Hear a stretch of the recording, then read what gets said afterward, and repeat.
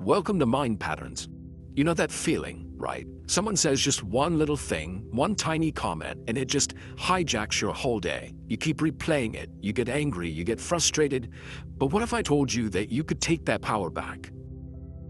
Okay, let's dive into exactly how to do that. I mean, it happens to all of us. A passive-aggressive email from your boss, a sarcastic comment from a family member, someone cuts you off in traffic, and boom, your mood is just shot. It really feels like they have all the control, but here's the secret. They don't. And in this explainer, we're going to break down exactly how you can take the controls back for good. So let's start with a really surprising piece of science.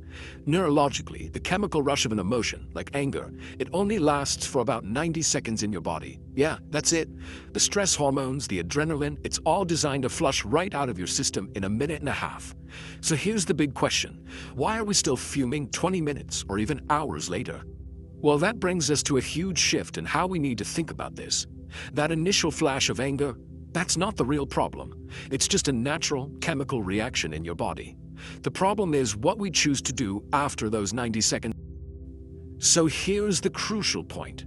We are the ones who keep the anger alive. And how do we do it? By replaying the story over and over again in our minds. We rehearse what we should have said. We tell ourselves again and again how wrong they were. We are literally choosing to re-trigger that chemical reaction in our own bodies.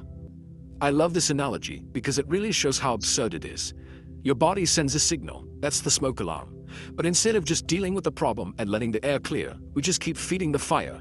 We keep making more burnt toast and we perpetuate our own frustration. And this whole idea that we keep our own anger going, it leads us right to one of the biggest myths about our emotions, the idea that someone else can push our buttons. Let's just go ahead and dismantle that myth right now. Think about that for a second. We're not some helpless remote control that anyone can just pick up and use. A button only works if it's actually wired to something.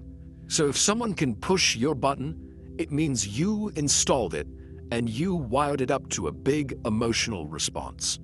So here's the real truth. The myth is that other people have some kind of magical power over our feelings. But the truth, they are simply revealing our own unhealed wounds, or, areas where our deepest values are being stepped on. That sarcastic comment from a coworker isn't really about them. It's like a spotlight showing you exactly where you still need to do a little healing. And what's really fascinating about all this is that anger itself is often not even the real emotion.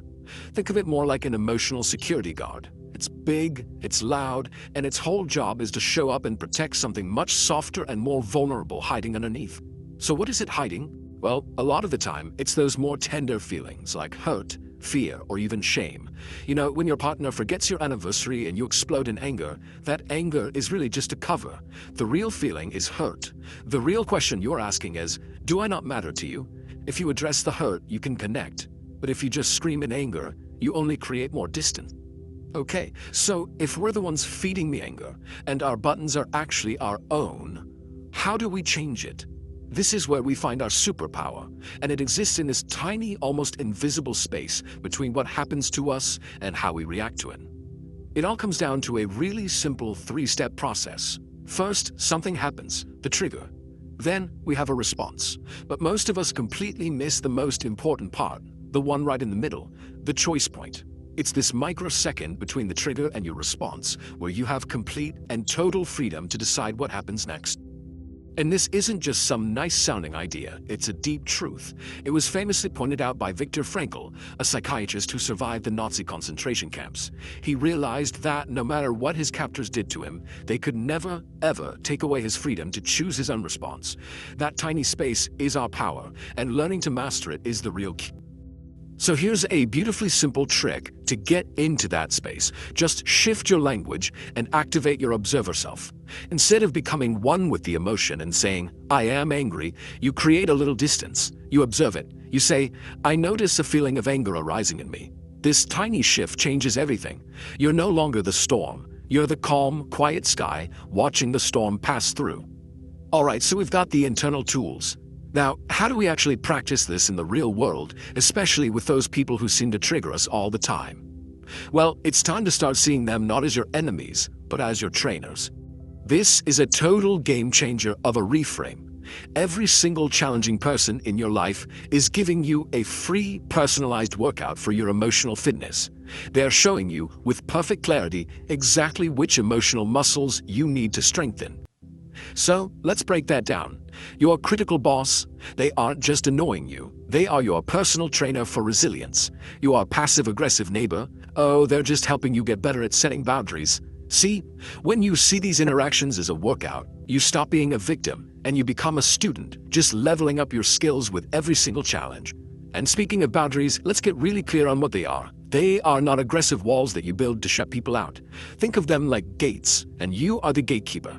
A good boundary is just a calm, assertive statement, like, I understand you're upset, but I'm not going to continue this conversation while you're yelling at me. It's all about protecting your peace so you can re-engage in a better way later. Now, knowing all this is great, but it's the practice that really creates the transformation. The goal here is to make these new, empowered responses so automatic that you don't even have to think about them anymore. So here's your call to action. Don't try to do everything at once. For the next week, just pick one of these techniques. Maybe it's the observer self. And every single time you feel that flash of irritation, just say to yourself, I notice irritation arising. That's it. Just practice that one small thing and see what happens. And remember, the person you admire who seems to stay calm no matter what, they weren't born that way. They have just practiced these skills over and over again until they became second nature. This isn't about being perfect, it's about being consistent. You are literally rewiring your brain with every single new choice you make. And that leaves us with one final thought to sit with. Just imagine it for a moment. Who do you become?